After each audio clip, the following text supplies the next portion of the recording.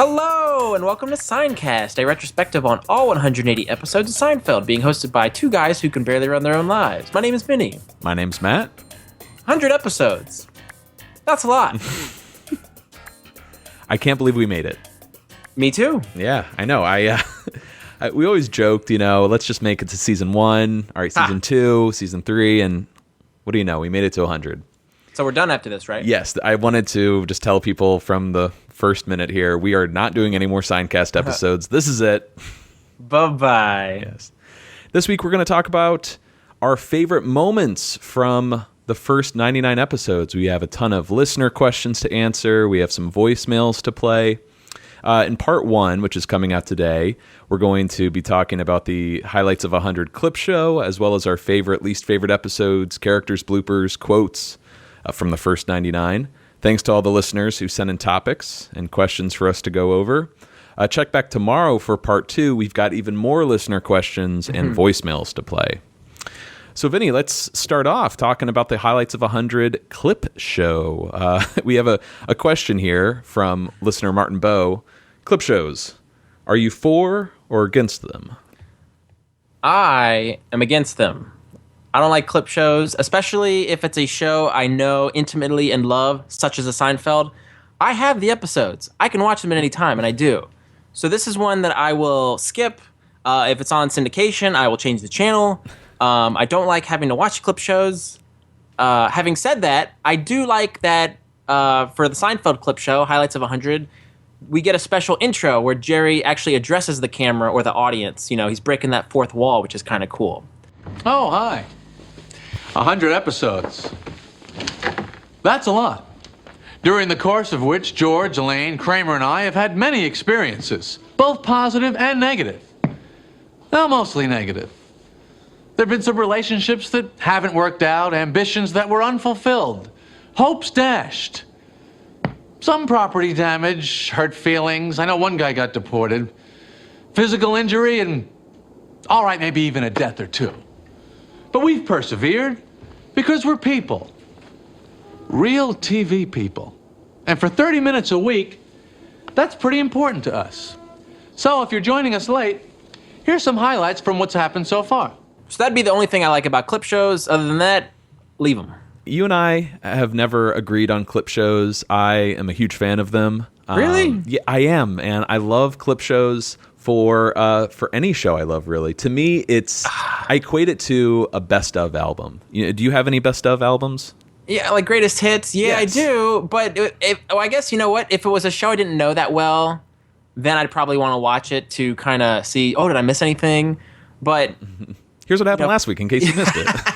But for the hardcore fan, like I know all the hits. I want to see the deep cuts too. Okay, that's a fair point, because everyone says, what's the best episode to show someone? Hell, if you want to watch a clip show, you're going to get all the best jokes. You're going to get like a tone for the show. You're going to get to know the characters well. So it's a good introduction, I think, to Seinfeld. But maybe the bigger Seinfeld fan you become, the less likely you're going to want to watch it. That's what I'm getting at. I think the clip show kind of caters to the masses or the casual fan. Mm-hmm. The hardcore guys will watch the whole thing. Of course. I mean, even though I own a few greatest hits, if I really love a band, I'm going to start listening to their less popular songs, the deep cuts. The best greatest hits would probably be Queen, the Platinum Collection, because the catalog's too big to listen to everything. That's why I like the Queen. So you're right in that respect. Now, the clip show itself, I figured we could run through it. It's really got the best moments of the first 99 episodes. I can't think of anything they left out. They have it kind of broken up into different sections, like relationships and catchphrases and sensitivity. Mm-hmm. You have these great, like, quick montages of Seinfeldisms, like low talker, high talker, close talker, food, Drake's Coffee Cakes, Pez dispenser. So it's really like a nice little celebration of the show, which is why I encourage everyone to watch it, really, because as you pointed out, Vinny, no one's going to put that episode on. Right. You're not gonna like reach for the let's put in the highlights and watch that. Right. You'd rather go watch the Pez dispenser or the contest or et cetera. So what I'm trying to say is it's been a long time for a lot of our listeners. Check out the clip show. It might be worth it, maybe. Peter Melman is credited as writing the episode, but I assume that's only the the opening Jerry scene, right? That's what I would think. Yeah, I doubt he put together the best of moments. But we should also mention that there are 2 more clip shows on Seinfeld. We're going to get a clip show that airs before the finale, episodes 177 and 178. And I would argue that the finale itself is kind of a clip show. It's disguised differently, but basically it's kind of a This Is Your Life for Seinfeld. Mm-hmm. Walk down memory lane. Mm-hmm. Vinny, let's move on to our favorite episodes from the first 99. This is going to be tricky. I know you have a list of your top 20 that we've posted every week, so all you have to do is read it. I have a feeling I will be reading off said list. Yes. Why don't you tell our listeners, remind them what your top 10 is? All right. Can I get a drum roll, please? Drum roll. Joy to the world. First, number 10, The Label Maker. Number 9, The Hamptons. Number 8, The Marine Biologist. Number 7, The Cheever Letters. Number 6, The Opera. Number 5, The Implant. Number 4, The Junior Mint. Number 3, The Outing. Number 2, The Contest. And number 1, The Opposite. Now, are there any episodes, Vinny, that you want to sneak in there? I'm giving you the opportunity now. Do you want to, I don't know, throw in an old man or... Oh, get out of here with that. That's coming up next. Okay. Well, my top 10, no surprise here. You've got number 10, The Marine Biologist. Number 9, The Label Maker. Number 8, The Contest. Number 7, The Pen. Number 6, The Library. Number 5, The Outing. Number 4, The Cheever Letters. Number 3, The Hamptons. Number 2, The Pilot. And number 1, The Boyfriend. Now, I'm looking at your list, and there's one episode that jumps out that I'm like, man, I'm really surprised that made it in there. And I'm thinking the pilot seems a little bit over the top. The actual, filmed pilot with Tom Pepper, sliding through the door as Kramer. Are there any episodes in my list that you're surprised that actually made it in? I'm pretty happy with my 10. You've got a pretty solid 10. Thank you. Regarding the pilot, I don't think that's considered a fan favorite. I don't think it's forgettable, nor is it polarizing. It's just sort of middle of the road for, I think, a lot of people. I just love the culmination of the pilot, the Jerry pilot arc, and I love the energy in that episode. There's this doesn't really have to do with the writing, but there's an energy coming from the audience in that episode that to me is just so electric and exciting that it makes me love that episode more than classics like The Outing or The Library. I can't explain it. The whole show within a show thing was really just a stroke of brilliance on Larry and Jerry's part. So to see that come to fruition was kind of cool. Right. And I'm kind of cheating too because my top 2 are both hour-long episodes. So it's kind of like 4 episodes technically. But I'm really surprised that The Label Maker made it into our top 10. Yeah. When we started doing this podcast, I never thought that would be among the top. But damn, is it a good episode? It really is. It sure is. Now, Vinny, let's piss off some of our listeners and list our bottom or least memorable episodes. We've got 5 of them here, and this was a request sent in from Manuel from Puerto Rico himself, and he even wrote in his email saying that he likes the Puerto Rican Day episode. Okay. That's good. He gets that it's just a joke. So she called my doorman Manny Manuel. Should we go 1 to 5 or 5 to 1? Let's do 5 to 1. Okay. So your 5th, and let's alternate on this one. Okay. So what's your number 5? Least favorite episode. Number 5, least favorite episode, and I hate doing this, so I'm mad at you, Manuel, for doing this to me. Well, I think he was the one that phrased it as your least memorable. So you don't hate it. Okay. It's just... I like that. Technicality. We're back on good terms. Yeah. Number 5 for me is going to be The Keys. Ooh. Season 3 finale. Okay. Number 5 for me is The Truth. Aw, you don't like Patrice? You just actually referenced it. It is her earrings. What's your number 4? Number 4 is going to be The Sniffing Accountant. Wow. Bottom 5? And something about Barry Prophet just rubs me the wrong way. And I like the mole hair sweater and Johnny. But I don't know. That I'm going through the list, and that one was like, eh. We've brought this up on every episode we've crapped on, how no matter how much we hate them, there's always something good in it. Yeah, a lot of good stuff in that one. My number 4 is The Statue. With Raymond Thomas Wojcinski. That guy. That whole episode, just doesn't do it for me. Feels very strange. My number 3 is the heart attack. My God, with Tor Ekman? See, I like Tor, but George being in the hospital and ways of pain, it doesn't do it for me. Okay. Well, number 3, I'm going to save because I think it's going to be your number 1. Let's move on to number 2. My number 2, actually, I'm not sure if this counts, but I'm going with the highlight episode. So the current episode we are talking about is my second least memorable episode. Even though it's like filled with the best Seinfeld jokes and moments. I stand by it. Oh my God. All right. Well, my number 2 is the bus boy with Antonio, that between him and Ed and the scuffle. So many awkward moments in that episode. Not a fan. You bumped into me. Who do you think you're talking to? What is your number 1 least favorite episode? If it's any big surprise. I know. I'm sorry, everybody, but it's the old man. My number 3. I think we have shit on this episode enough. And hey, I gotta say, Bill Irwin is such a sweet, like charming actor. We said it in the old man episode. He's awesome in Home Alone. He has this little bit part. Those 8 long earrings, dangly ones. He's great, but the character of the old man, and I guess it's a testament to Bill Irwin playing a really despicable old man. Mm-hmm. So that's what I don't like. I like Bill Irwin, hate the old man character. My favorite part of that whole arc is Kramer and Newman teaming up with the records. Yeah, you got Tobin Bell, who's a great guest character that week. I like him. You've quoted him a lot, actually, when we're not recording. You're like, oh, Don Ho, live in Honolulu. Honolulu, yeah, that's fun to say. Yeah, great guest star that week. But yeah, the whole episode, very awkward. I know a lot of our listeners, they've told me to my face, like, how could you hate this episode? But you know what happens. My number 1 least favorite episode is a season 2/season 3 episode. I don't know really where it falls. The Stranded. Oh, yes. You don't like Mr. Pocatello? I like him. Michael Chiklis, come on. He's great. I love the party in Long Island with, this guy's going off on the peanut. Yeah. Maybe the dingo ate your baby. Some great stuff in there. A classic. But the episode as a whole just feels off. It almost doesn't feel like a Seinfeld episode for some reason. One of my least favorite guest stars at the end, Patty.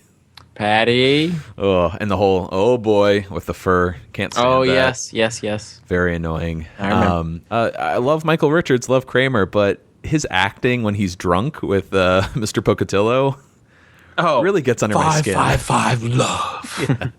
I hate that. I prefer his drunk when he is doing a spot for Hennigan's. Oh. H-E-double-N-I. Kramer. We got it.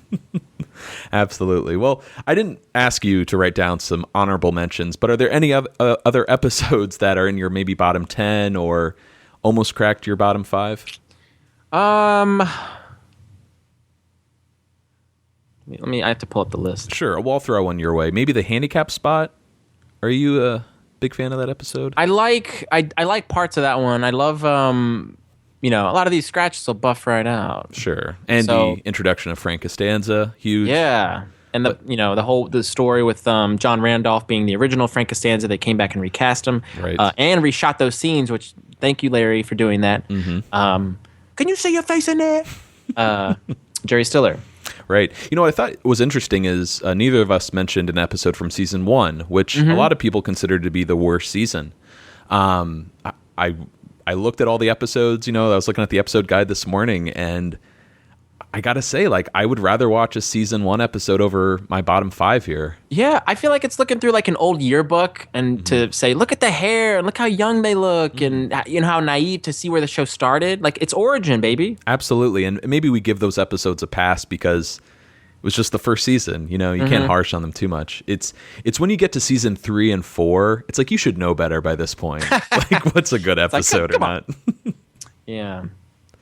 Maybe, I was going to say The Revenge, but I like the Mickey. I like, he's the one who looks like a blowfish. Yeah. But yeah, I would keep my 5 as is. Okay, right on. Well, let's move over to some listener questions here. Good news is we're going to get to about 99% of listener questions. Bad news is we're not able to rank our top 10, top 5. Just because of time, we're going to have to cut it down to maybe our top 3 or maybe just our one favorite moment or quote or character. I think they can live with that. Yeah. First question here comes from Aubrey Noller. She asks, what are your top 3 favorite quotes? Now, Vinny, you want to say something about picking our favorite, well, anything really on this show. We should say that these answers can vary from day to day. So take these with a grain of salt. It just so happens on this day of recording, these are our favorite quotes. This time of this day. It's going to change in 6 hours. I've got one of my favorite quotes here. It's from the pilot, the finale of season 4. Kramer, he's a little backed up, a little constipated, and he's sitting with Tom Pepper, ordering breakfast. Yep, bran flakes. 100%. Got a big problem. I love that. I love that delivery. Got a big problem. I even quoted that back in college, I think. Yeah, and I lifted it right for my best man speech. Yeah, my wedding. You quizzed me. And I thought you wanted me, I thought the point was I was Tom Pepper in that scene. So you say I got a big problem. And I'm like, yeah, it's good. Get a hamburger or something. Yeah, I just wanted you to finish the line. So, but it worked out well. We played it well. Yes, definitely. What is one of your favorite quotes, Vinny? This one comes from Jerome Seinfeld in season 4's The Junior Mint. All right. Just let me finish my coffee. I'm gonna watch him go slice his fat bastard up. That's my number 1. I'm sorry. Nice work. No, I love it. We're being very efficient here with our top lists. Well, I love the fact that was an improvised ending to that line, the whole fat bastard up, and you can see Jerry's so happy to get that in, and he smiles while he's got a donut and some coffee in his mouth. Excellent. Great minds think alike, right? Yeah. Well, my number 2 here is not from one of the main 4. It's from the president of NBC. He catches George staring at his daughter's cleavage, and he leans in and says, Get a good look, Costanza? Love that line. In fact, we've used that line, I think, in public before. Pray tell, Matthew, who was this about? Let's just leave it alone. We'll leave it at that. All right. What's your number 2, Vinny? My number two comes from my favorite episode, The Opposite. My name is George. I'm unemployed and I live with my parents. I'm Victoria. Hi.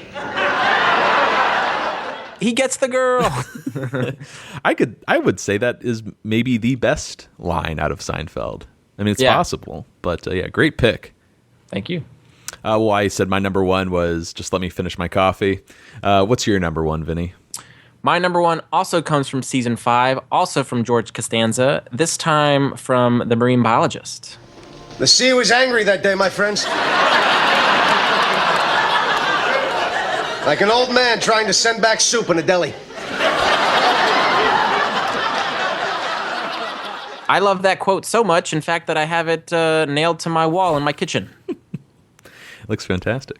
Another classic one. You can't really use that one in real life, though, can you?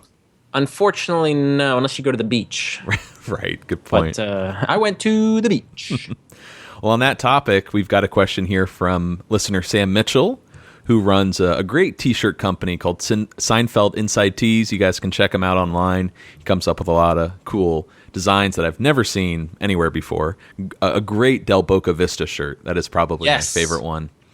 But he has a question, kind of like what I brought up. What line do we quote the most in day-to-day life? This is another huge question because there's a million quotes. I mean, it really just depends on the moment, Vinny. We could probably reference like Seinfeld a few dozen times in a regular conversation, and I think we do. We do it once a week in this episode or in this podcast. Mm-hmm. But was there any like quotes that are kind of your go-tos that you use in everyday situations? Yeah, I think the most popular one I use is giddy up. I use that almost every day via text when someone wants to confirm plans, or even if I'm, rather than responding okay to something, I'm going to give them a giddy up. Right. I wrote out a bunch here. This is kind of a putty quote, so we haven't gotten to them yet. Not fair to list, but yeah, that's right. That's a very common one. Oh, of course, yes. Jerry has a line, fantastic. I think that's a fantastic idea. Yep. Another later episode, but I agree with Giddy Up. I think That's a Shame can kind of work itself in to a conversation. You know, if somebody's having a bad day. Absolutely. At least if it's somebody you know and you're comfortable with. Oh, that's a shame. I also have, well, now we're getting somewhere. Oh, yeah. That comes up as well. I've told the story when I got married. I was very excited to say, my wife this, my wife that. You know, that comes up. And something that I'm trying to use more in my life because I love it so much, and it's a deep cut, from the library with Joe Bookman. Well, while you're thinking about that, think about this. Yeah. Did you say you have gotten to use that one? Yes, I'm trying to, but it's hard. I get like tongue-tied. It's not a turn of phrase that you would think, you know, that would come out of your mouth, that your brain would formulate. Right. It's very well written, which is why we can't pull it off. Mm-hmm. I recall, I don't know if I told this during the episode, but do you recall is it called the phone message? Or the tape? Yeah, with Carol? Yes, Carol, who we adore. Remember George's... Everyone's going to look up Carol and be like, her? She's the one you guys keep on talking about? Her. She just seemed really nice. Like, she's really so sweet. Carol. She was the most normal out of the whole series. Yeah. But do you remember George's code word to alert Jerry that she was coming in the room? Yeah, there was two of them, right? What was we first? had lemon tree or tippy toe, right? And There you go, tippy toe. Lemon tree. Lemon tree. No, Trini Lopez. But when I was younger, living in Maryland, my parents and I would go out for crabs, and we go out to like all you can eat crab places, and we got to the point where we'd be full, but we'd still pick crabs, and then try and put them in my mom's purse. So we'd like wrap them up in a napkin or a plastic bag. Put in your purse. And we came up with, when the waiter was coming, we didn't want them to see what we were doing. So what was our code word to make it look like we're still eating? Tippy toe, tippy toe. So now my mom and dad and I, we have this joke now. When somebody's coming, we yell tippy toe, and it always gets a laugh. Oh, that's great. Well, let's move on to another question here. It's from Matt Hurt via email. Of all the times in your lives that you've had the opportunity to quote Seinfeld, what was an example of the perfect real-world setup for a Seinfeld reference? And how did the receiver of the reference react? So that is a fantastic question, and I hate to disappoint, but I cannot remember. I've had moments where I've gotten really big laughs with Seinfeld quotes, but I've been racking my brain since I saw that question. I haven't come up with something yet. Yeah, so what do you got? Well, Matt's question and Sam's question were really difficult to answer for some reason because it's kind of a cop-out. I quote so many different ones. You know, rarely is there like one quote that I always return to. It's like George in the unemployment office. You know, I've walked in and out of so many buildings. You know, they all blend together. But recently, I was at trivia, and I was talking to one of the regulars there. His name is Adam, and this is after his team won, and I mentioned the guy he was playing with, like your friend, and he said, "Oh, actually, that's my cousin." And I leaned in saying, "Oh, that guy was your cousin." Oh, very nice. That, to me, is one of those moments, because it's not a common quote. It's a deep cut. But when I saw the opportunity, when I saw that opening, I'm telling you, it made me feel so good. Charge. It's so organic. Absolutely. And he got it. It's just a great little moment where you can connect with someone. So it killed, Matt. Killed. Killed. So to go back to Matt's question here, when you see that opening for a Seinfeld reference and you know the other person is going to get it, that is just the best. I mean, it's like a really good hug, you know, or bro fist bump, whatever you want to call it. But like I've remembered moments where I got big laughs from just the same situation you kind of just spoke of. But I'm drawing a blank on the quote. So if I do come up with it, I will. I'll share it whenever it happens. And you know, it's very satisfying too if you quote or reference Seinfeld and you know the person or the people won't get it because you're just doing it for yourself. Yeah. So you're totally cool, like looking like an idiot or not making any sense because at least I'm getting a laugh out of it. But there's nothing like referencing Seinfeld to someone who gets it. That's the best. Did I tell you I got a friend now who he loves, he loves Italian cuisine. We always talking about making meatballs and stuff. What happened to Gabagool? He always references Poppy and Tuscany. But anytime he sees me now, he goes, see. Every time. Even with texts, it's see. That's great. Well, let's move over to talking about secondary characters on Seinfeld. First question here comes from Jeffrey Fishback, Gunter Schroeder, and we got a voicemail here, our first voicemail from listener Jeff. Dong Ting Mao, Jeff.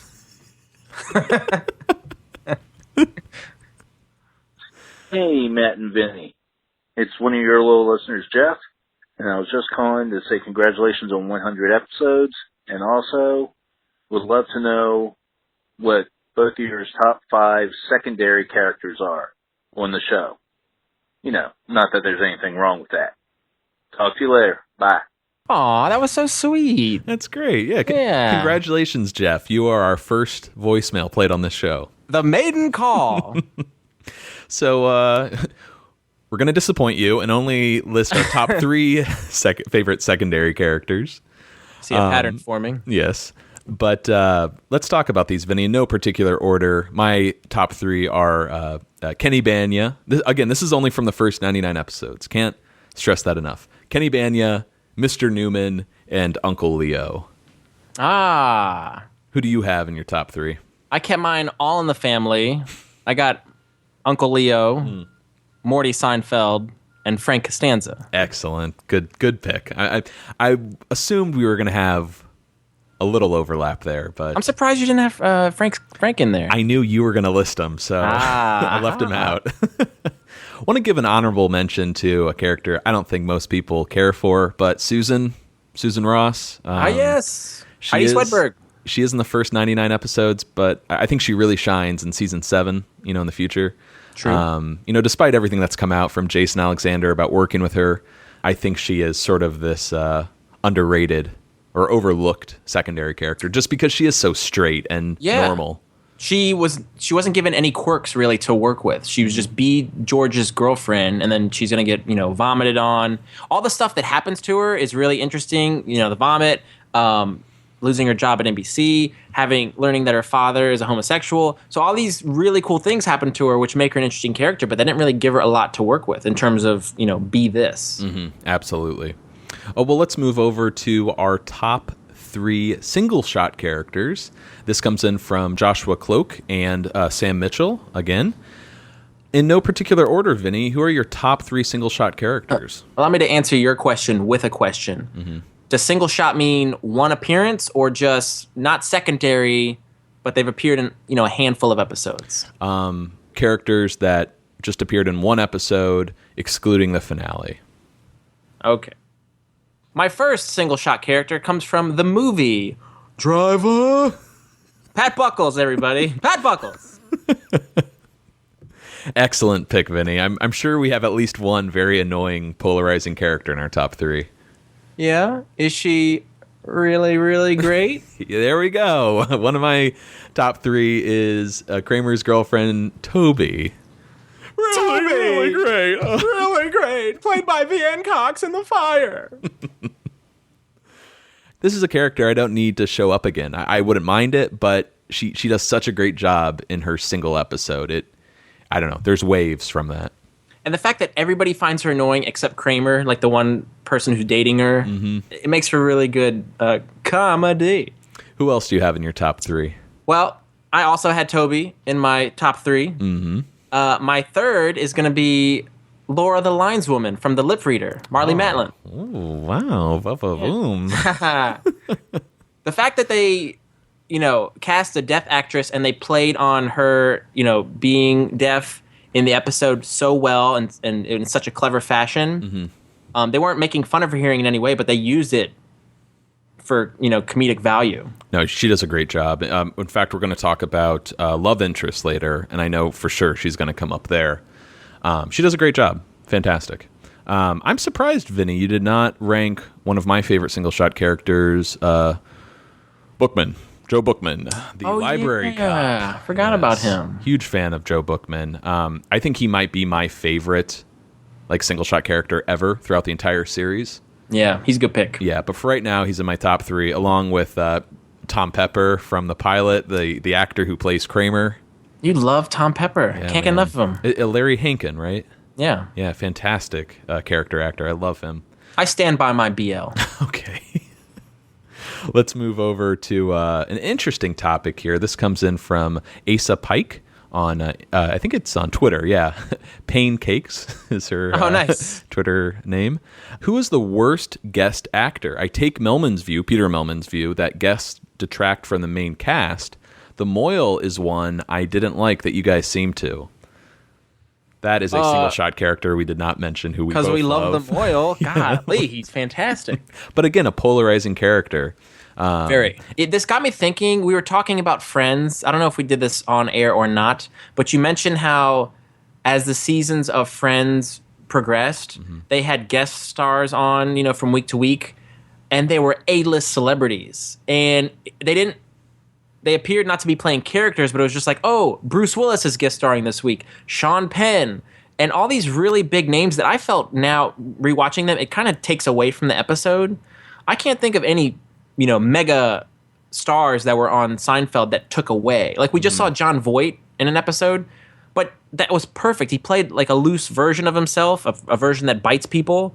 But it worked so well and did not take, but added to the episode. It never feels like guest actors are like they're pandering to the audience. Like we're just trying to get ratings by having this big name on. Right, absolutely. So, getting back to Aza's question here, when you hear who is the worst guest actor, do you think of the actor themselves or the character?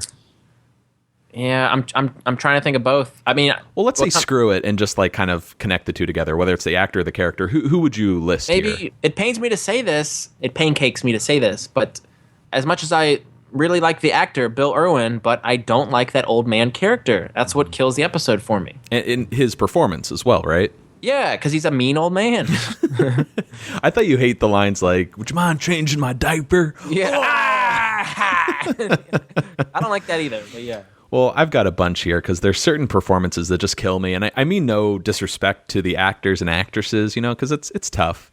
But Antonio the busboy, played by David Labiosa, that just really annoys me when he has to do that monologue of the night, like the next night, the busboy was killed in my section. 3 people died in my section. Yeah. And in that episode, too, Eddie, Elaine's boyfriend from Seattle, played by Doug Ballard. It's just, who do you think you're talking to? We mentioned it earlier. That just really grates me. He does a fantastic job in The Dark Knight. If you don't remember, he plays the guy who is going to blow up the prisoner ferry in order to save the ferry that the citizens are on, but he can't do it. Fantastic performance. Just that character bugs me. The agency rep in The Old Man, played by Victoria Dillard. Oh, yeah. What are his teeth doing in the garbage disposal? Yes. You remember from Coming to America, I'm sure. Yes.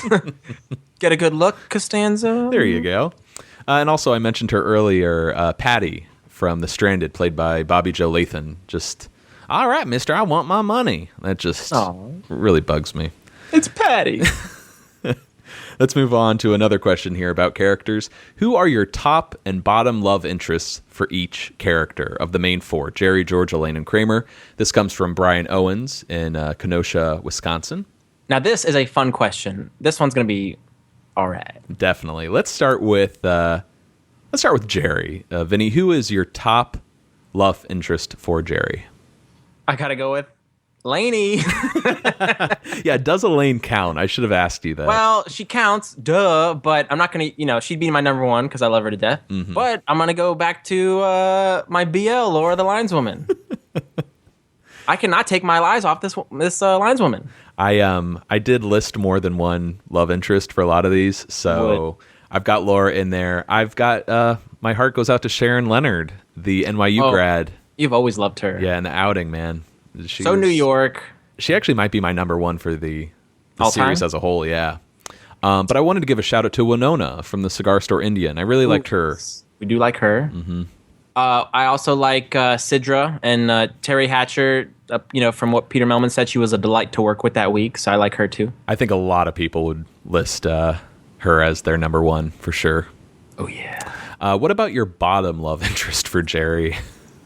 I'm going to have to go with the despicable Isabel from season 3, The Nose Job, played by Tawny Katane.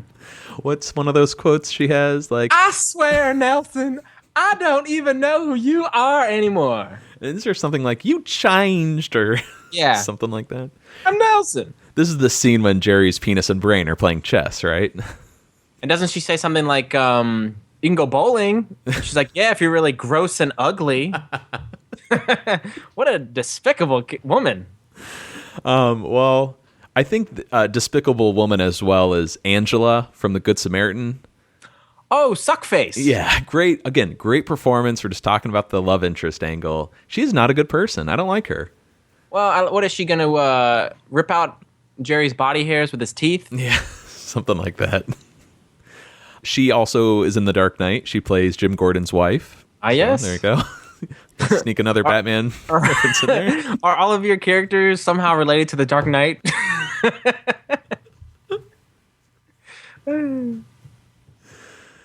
And I've also got Tawny in here from I forget the episode, but she has the cat Bonkers. Yeah. Do you remember her? She's like the kissing scene. There was a lot of lip smacking, and She's very breathy with the way she talks. did not care for her. Do you remember her? Let's move on to George. Vinny, who is in your top love interest for George? It's from The Boyfriend, Carrie Sokol, played by Carol Ann Susie. What? I don't want to say a perfect counterpart, but the way she just like got under George's skin. Could you imagine if they got married? It'd be like Frank and Estelle all over again. Yes. So I could watch that all day. Excellent choice, man. She is one of the best. If I need a drill bit, I'll call you. Now, it's tricky with love interests because are you choosing who you are most attracted to? Or is it who's best for the character? Or is it the funniest, I think it's kind of all-encompassing because, like, Carrie Sokol, I love how, like, she just, like, gets under George's skin. And George is only using her, to extend his unemployment. Yes. So, whereas I find Marlee Matlin to be gorgeous, breathtaking, if you will. Good point. Well, if we're going to talk about breathtaking, I'm a huge fan of Sasha from The Conversion, Latvian Orthodox. I know you're not a huge fan. Interesting. I just want to throw her name out there because I find her absolutely gorgeous. But my favorite George girlfriend has to be Karen, the risotto broad. Oh, I forgot about her. Damn. Lisa Edelstein, man. Yes. I think she's not like Carrie at all, but she would be a perfect fit for George. If she were to become a series regular, if he were to propose to her, I think she'd be fantastic. She feels full after the risotto. Mm-hmm. Who else is really good? Although I think she's better in Friends as Janice, but Maggie Wheeler, who plays Cynthia. Absolutely, she is fantastic as well. Honorable mention to Cynthia. Who's in your bottom love interest for George? I gotta go Pez dispenser Noelle. No hand. She shouldn't have hand. Get her hand out of there. Chop it off. Is she the one that's like, you lied to me, George, you lied to me? Yeah. Yeah, just not I a fan. don't feel like it. Yeah, don't care for her at all. I'm also going to throw in Patrice from The Truth. Oh, with the chopsticks. The papier-mâché. Ugh, Yeah.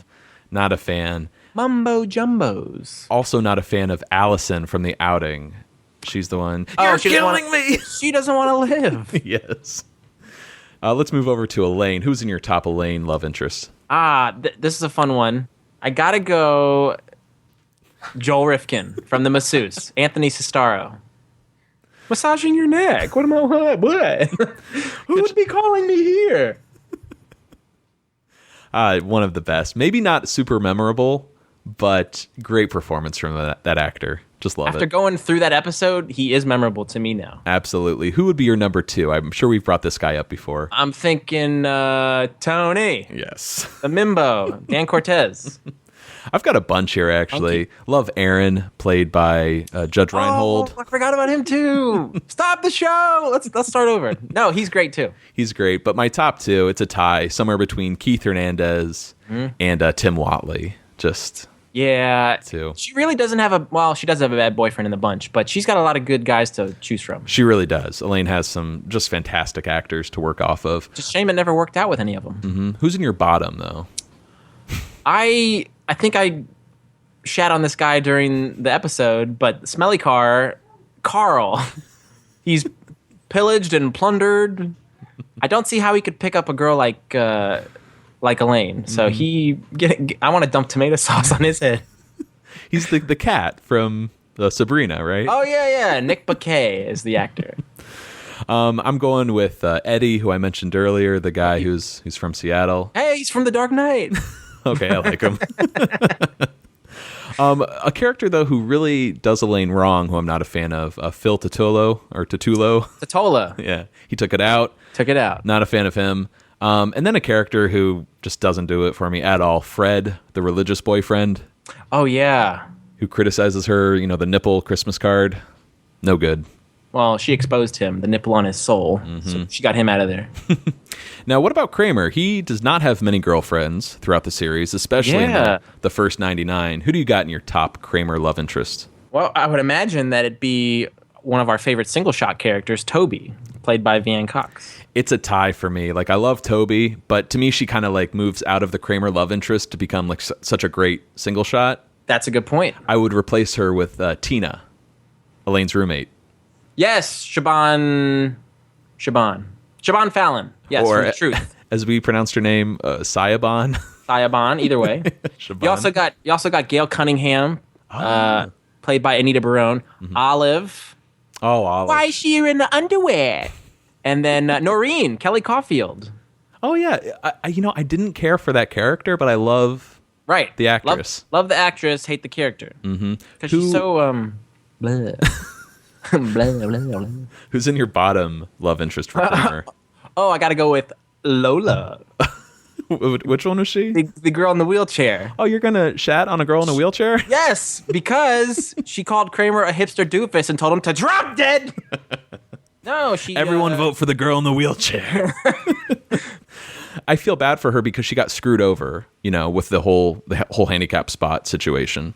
That's a good point. But you don't like it when any character hurts one of our main four. Yes. Well, I'm going with Marion, the librarian. Not a huge fan of her. Just not very memorable.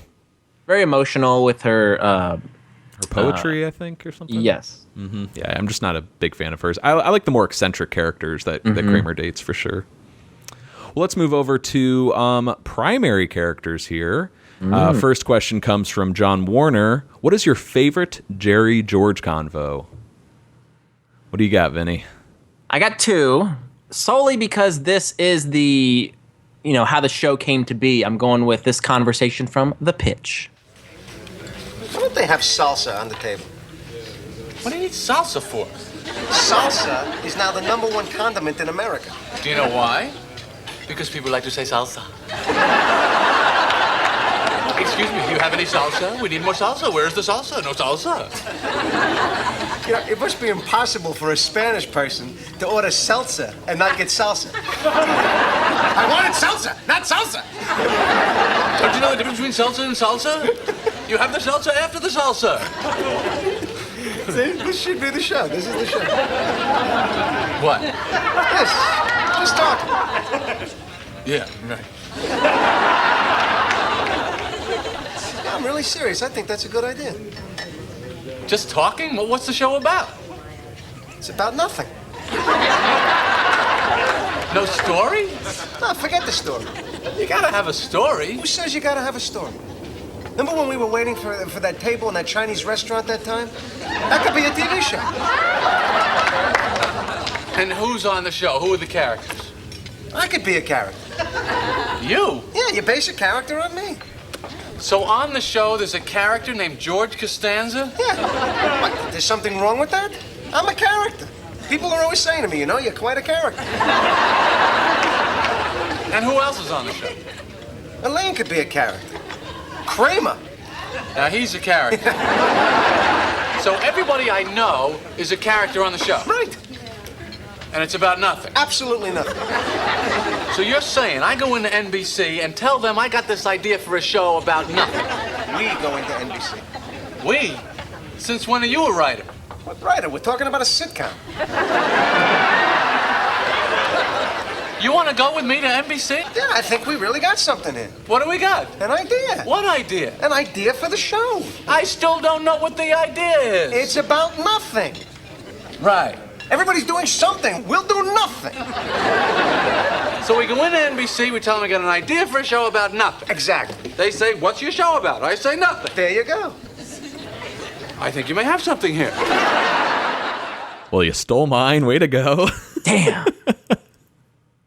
Well, how about you take that one? I got another one. Oh, no, it's all good. right. I couldn't agree more. Love this scene. I've got an honorable mention. I don't have a clip of it, but I love when Jerry and George are talking about Cynthia in the fix-up. Okay. And it's like, is there a pinkish hue? Pinkish hue? Love that. And they sit down together and they have like the same... The legs get crossed at the same time. Yes. And, thick, lustrous hair is very important to George. Love that. I was thinking more in The Virgin when Jerry and George are discussing whether or not Susan is George's girlfriend. And Jerry leans in and says, let me ask you this. Is there any Tampax in your house? Yeah. So we do learn that she is, in fact, his girlfriend. Good point. I've got a clip of that ready here. So you're going to go out with her? I might. What about Susan? What? I'm not married. I'm not allowed to go out with somebody else. Depends. Depends on what. On many factors. Like what? Well, how long you been seeing her? What's your phone call frequency? Are you on a daily? No. Semi-daily, 4 or 5 times a week. What about Saturday nights? You have to ask her out, or is the date implied? Implied. She got anything in your medicine cabinet? Might be some moisturizer. Let me ask you this. Is there any Tampax in your house?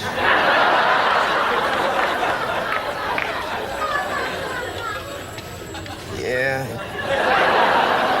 Well, I'll tell you what you got here. Yeah. You got yourself a girlfriend. Oh, no. Wait, are you sure? A girlfriend? I'm looking at a guy on a semi-daily with Tampax in his house and an implied date on Saturday night. I would like to help you out, but... Did you believe my luck? The first time in my life, I have a good answer to the question, what do you do? And I have a girlfriend. I mean, you don't need a girlfriend when you can answer that question. That's what you say in order to get girlfriends. Once you can get girlfriends, you don't want a girlfriend, you just want more girlfriends. You're gonna make a very good father someday. Well, it's not fair, Jerry. It's just not fair. That's it. I'm getting out of this thing. Fine, break up with her. But you know what this means, don't you? No, what? The script, the pilot, the TV show, that's all over.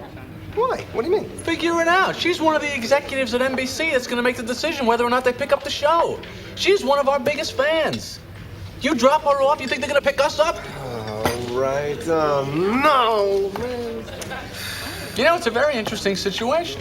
Here you have a job that can help you get girls, but you also have a relationship. But if you try and get rid of the relationship so you can get the girls, you lose the job. You see the irony? Yeah, I see that. Another great scene. It's so hard with George and Jerry because I keep thinking of later season moments, like Independent George. Huge fan of that. Oh, let's not forget the Switch. Switch, yeah, all the film noir stuff, them in the coffee shop. Even nice, like, the nice montage of them, you hear the music, da-da-da-da-da-da, and, George is ripping the sugar packets, and then they're walking down the street arguing. That's a nice moment, too. Yeah, just some great moments. A lot of these questions here make me realize we need to have, like, an official website or something where we can just, like, list all of our top 10s, because... there are just so many great ones out there. Can't get to them all. Well, next question here comes from Tom. You want to take the last name, Vinny? I'm going with Dijon Vittorio. Junior. Junior.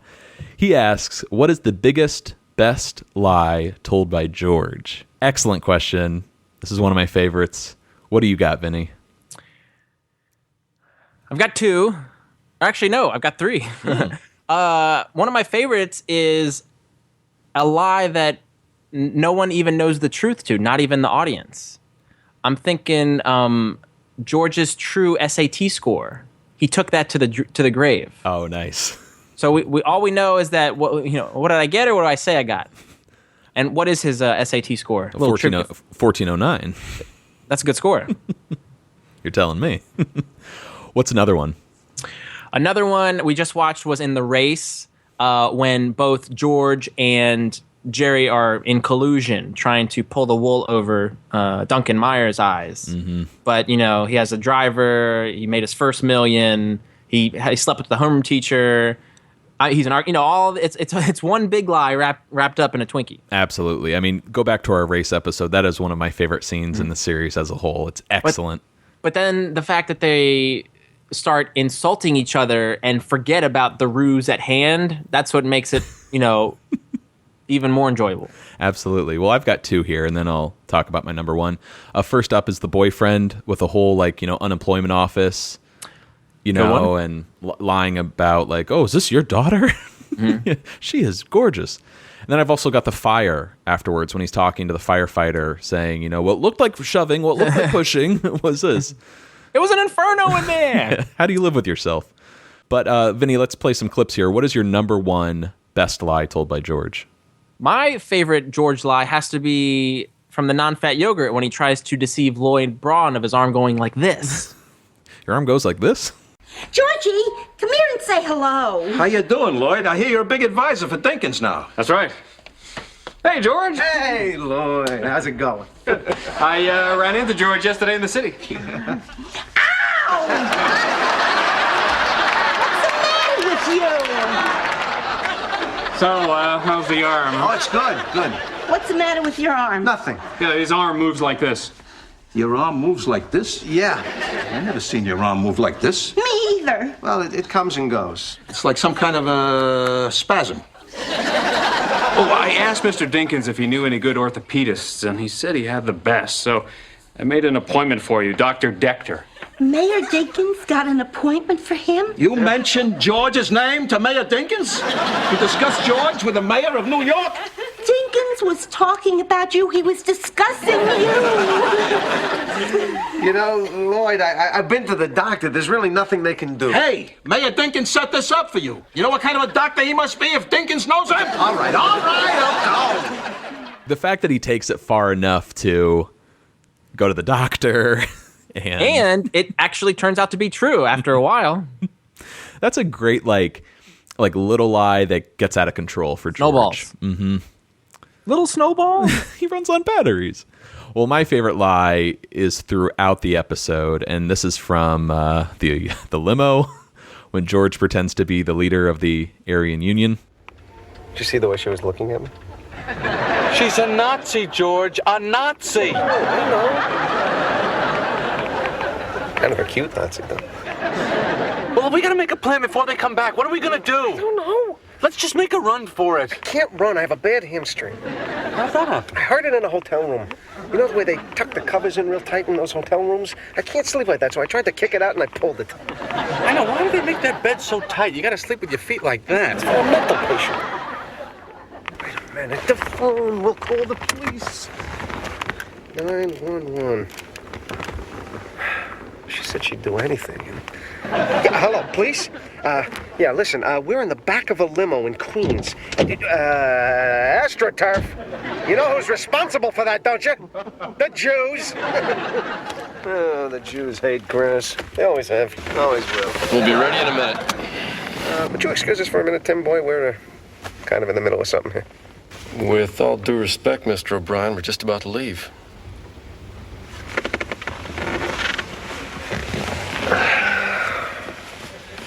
Tim, who's the head of the Aryan Union, you or me?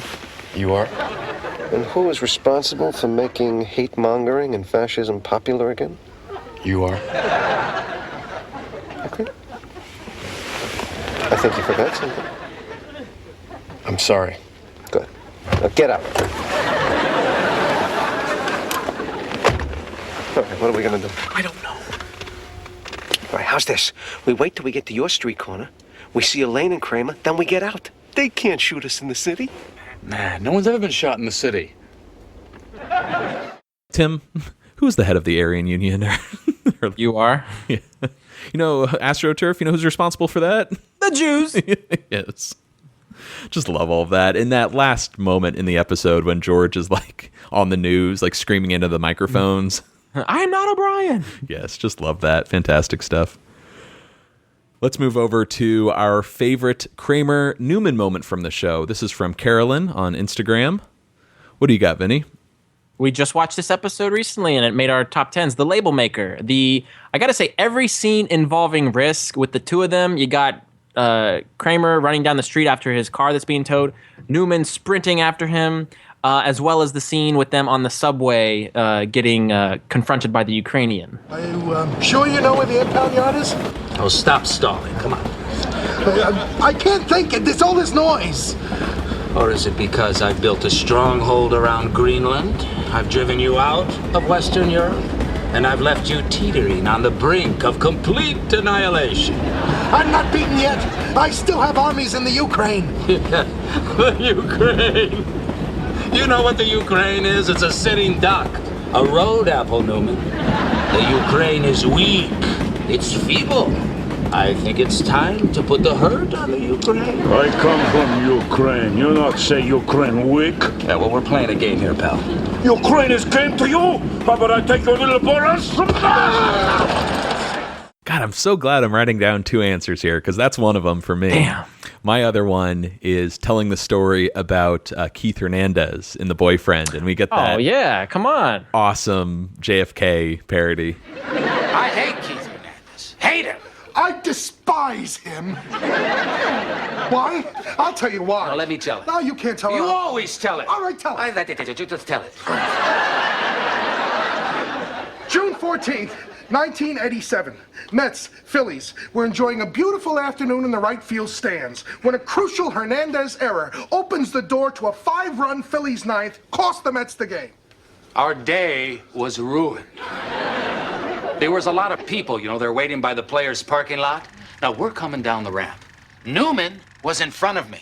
Hernandez was coming toward us. As he passes us, Newman turns and says, "Nice game, pretty boy." Hernandez continued past us up the ramp.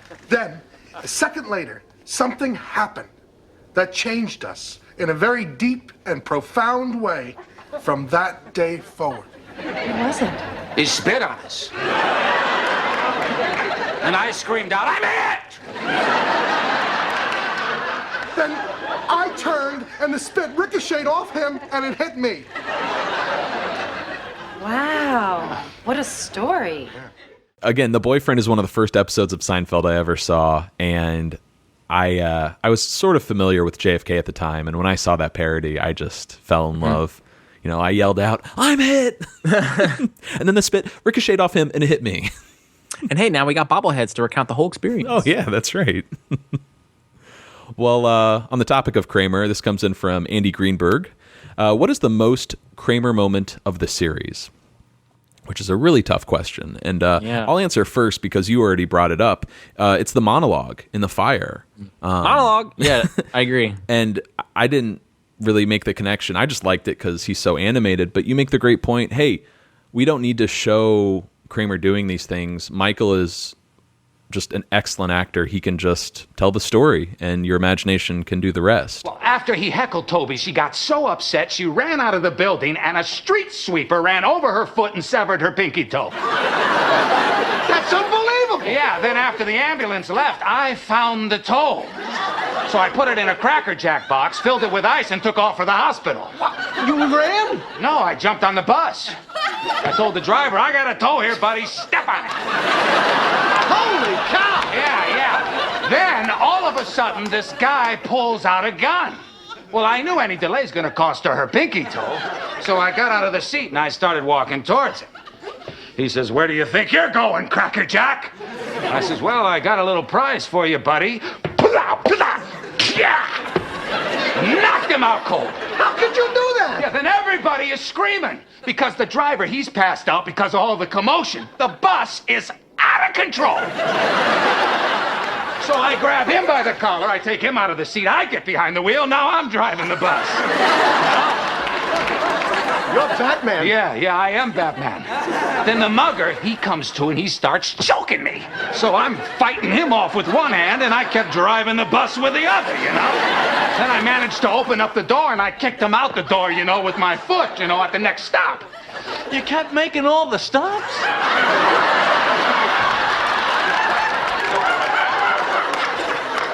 Well, people kept ringing the bell.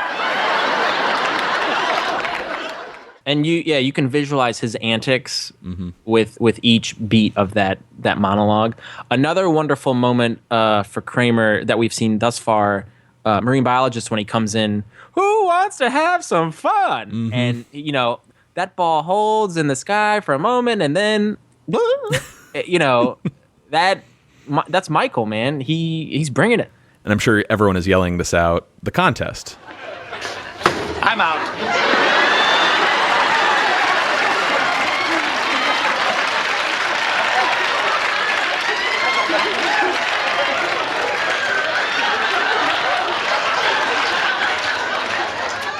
What? Yeah, I'm out. I'm out of the contest. You're out? Yeah. Wow, that was fast. Well, it was that woman across the street. You know, you better be careful, buddy. She's going to get you next. Let's move over to our last section for today and talk about some bloopers, Vinny. We heard from a lot of listeners. Cableless commentator on Twitter. We've got Thor Giant on Instagram. And Jared Delahaye? Yes. Say hey! Jared Delahaye via email. Everyone wants to know, Vinny, what our favorite goofs and bloopers are on this show.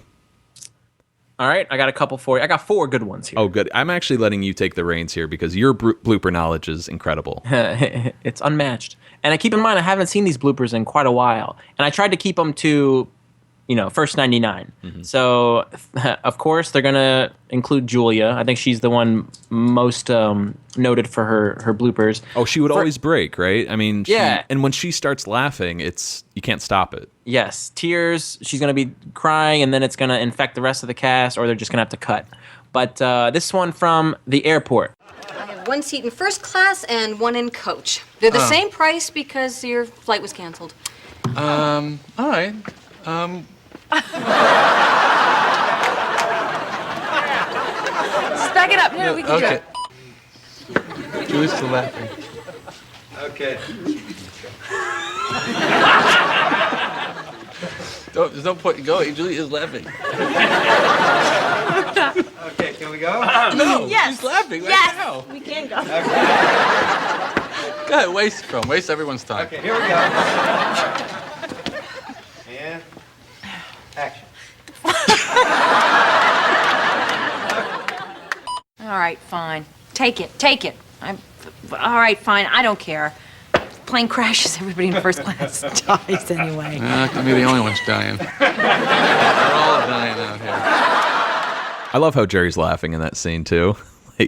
Yeah, he's enjoying it. And it seems like that's like early Seinfeld bloopers, That's the first third. Mm-hmm. And it's kind of, again, yearbook, looking back at the old days. But it's, quintessential Julia cracking up, not being able to get through a take. And I like how she kind of straightens up. And she's like, all right, let's do it. What? Yeah. She can't even get going. What's another one? Next one is Julia again, going to be in the non-fat yogurt. This is terrible. Fat. That's good. All right.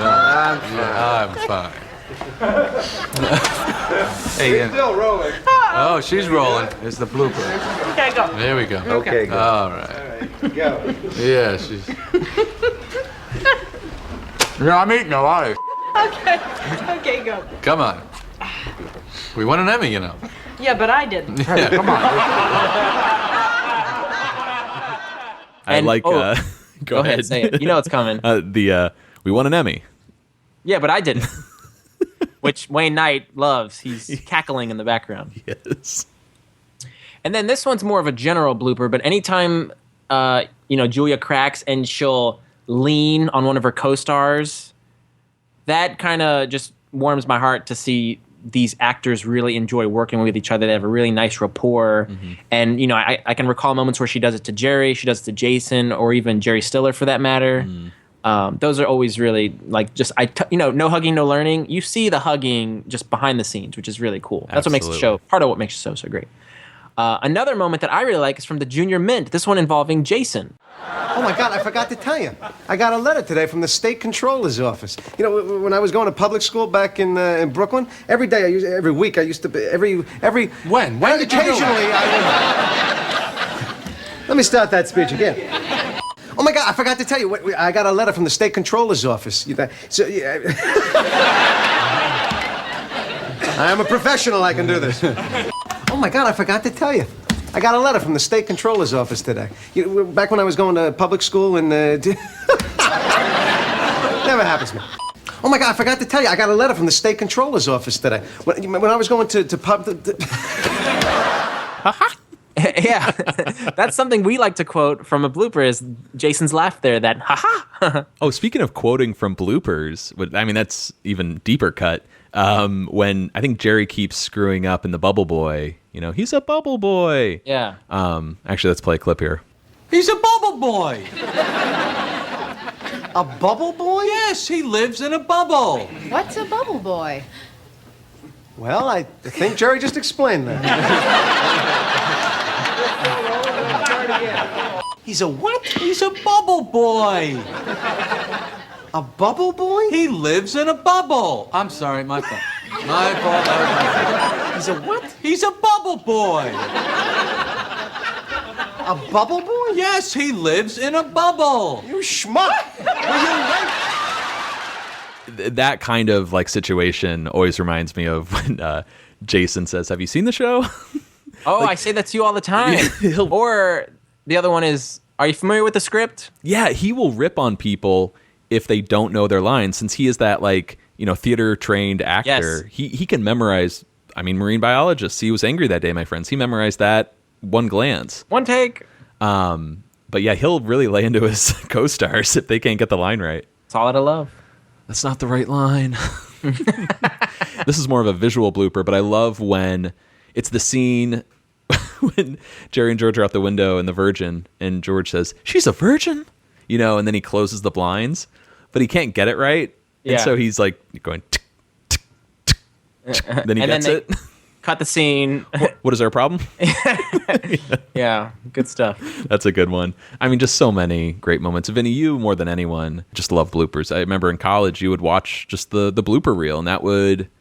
Oh, it brightens my day. Yeah. And that was at a time where, DVDs were coming out and, bloopers were kind of becoming a thing, but they took such care and devotion with making the Seinfeld DVDs.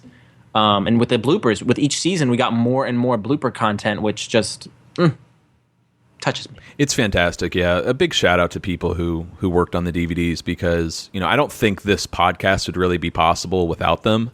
No, it would not be. The DVDs have fantastic interviews on them, commentaries, the blooper reels, just behind-the-scenes trivia that you can't get anywhere else. And it really makes me sad to think, now with Seinfeld streaming or people just watching it in syndication, I feel like a lot of that treasured material is going to be lost, as we move away from physical media. Seemingly, but I think those that, love Seinfeld will seek out extra stuff. If you're a casual fan or just want to watch it when it's on, you can do that on Hulu. But those that want, the stories behind the stories. Mm-hmm. Now, I don't know if this is going to do much for our listeners because we don't have audio or video of it at the moment. We've acquired some bloopers. They are very interesting, to say the least. They never showed up on clip shows or blooper reels, I think because they were just too inappropriate. Let's talk about some of them here. Go on. Well, the first one dates way back to a season 1 episode. I think it was The Robbery. And we talked about it in the trivia section when they brought a stripper to the set. And she was supposed to be the woman Kramer goes down to get at the bus stop. He's like, I'm going to go talk to her. In this blooper, he brings her back up and she takes off her jacket and she's wearing this very skimpy outfit. And, they kind of stop filming and the actors are just like, what is going on in this moment? But that was very surreal to see. So we'll try to get that out to our listeners at some point. There were 2 more that we loved. One is from... I can't. We watched this blooper so much when we were last together. It's from a later episode, so we haven't gotten to it yet. Oh, my goodness. But it involves when George takes Mr. Morgan. After George makes the, you look a lot like Sugar Ray Leonard, and then he tries to prove to Mr. Morgan he has black friends. Carl the Exterminator. Takes out Carl the Exterminator, and they're all out to eat. And the line in the show is, you ever, been here before, Carl? And he says, oh, yeah, they got a, huge rat problem in the kitchen. You wouldn't believe the rat problem in the kitchen. Yes. But in this blooper... he says, you wouldn't believe the rat turd problem in the kitchen. And that's not the line. I don't think NBC wanted that. But he breaks and he starts looking at the camera laughing. And he's like, I'm sorry, please forgive me. The look on his face, I think we freeze frame the screen, and he's just, he's kind of caught with his pants down in that moment, and we had to rewind. It was so funny. Oh God, I don't know when I'm going to be able to, take these bloopers off the DVD we have, but maybe I could just film my TV screen just so we can get the clip up sooner rather than later. And then there was a third blooper that is just insane, and I want to tell everyone about it because you just wouldn't believe it. It's from the lip reader when they all go. They all go. Forgot about this. They all go to the party. I forget the characters. Is it Stan? Todd. Todd. Tide. Hi, Gwen. Hi, Tide. They go to Todd's party, and this is right at the start when George is talking to Todd, and he's like, "Hey, just so you know, I can't tell you what Gwen says to me." Oh, I wouldn't think of it, Todd. So they're having their conversation. You hear this noise off camera, and it cuts to a wide shot. There is Elaine sitting propped up on this like a desk with a mirror. A china cabinet. She's propped up sitting on it, legs open. Jerry is standing, and they're basically thrusting at Elaine. And it is insane that this visual of Jerry and Elaine going at it. Yeah, it's almost disarming because you've never seen them in this position. You've only seen them like in bed in the show, post sex, but you're actually seeing them having this sexual embrace. It's a little unsightly. Yeah, I mean, they fall to the ground laughing, and it's just hilarious. So sorry to tease you guys with all these bloopers, but we'll try to get them up somehow. But incredible stuff. Vinny, I think, looking at the time here, I think we should put a pin in it for now. We're going to come back tomorrow in part 2. We still have a lot of listener questions to go over. So we'll talk to you then. My name is Matt. I'm Vinny. Signing off. Seincast is not endorsed by Castle Rock Entertainment, Sony Pictures, or NBC. It is intended for entertainment and information purposes only. Seinfeld, the Seinfeld logo, and all names, pictures, and audio of Seinfeld characters are registered trademarks and/or copyrights of their respective trademark and copyright holders.